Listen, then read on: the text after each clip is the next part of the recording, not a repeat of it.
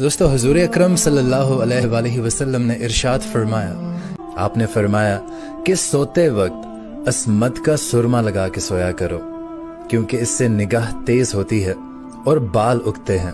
آپ نے فرمایا کہ جو شخص اپنی مونچھیں چھوٹی نہ کروائے وہ ہم میں سے نہیں ہے۔ آپ نے فرمایا کہ جو شخص کسی پیالے میں کھا کر اسے چاٹ لے تو وہ پیالہ اس کے لیے دعائے مغفرت کرتا ہے۔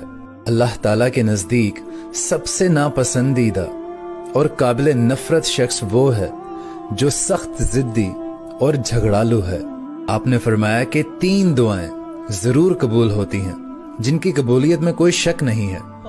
پہلی باپ کی دعا، دوسری مسافر کی دعا اور تیسری مظلوم کی دعا۔ آپ نے فرمایا کہ خیرات کو مت روکنا ورنہ تمہارا رزق بھی روک دیا جائے گا۔